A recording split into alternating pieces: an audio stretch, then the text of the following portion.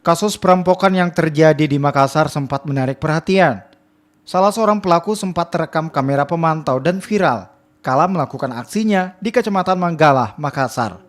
Kejadian ini sontak jadi pemberitaan. Pasalnya pelaku tak hanya merampok, tapi juga memperkosa korbannya yang diketahui mahasiswi. Atas kejadian itu, polisi pun melakukan penyelidikan.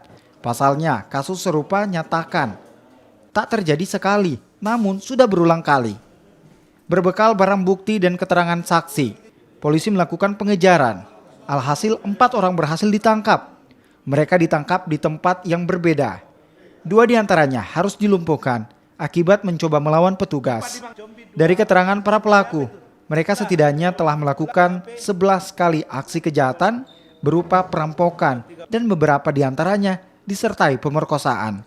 Diketahui ciri-ciri pelaku, kemudian terhadap pelaku dilakukan pengejaran. Hasilnya pelaku utama tertangkap di wilayah Galesong, Kabupaten Takalar.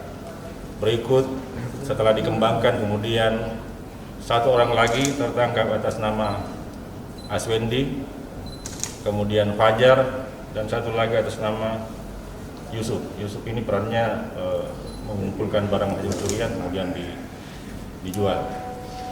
Dari hasil interogasi ditemukan fakta bahwa pelaku utama berteman ini telah melakukan perbuatan tersebut di 11 TKP.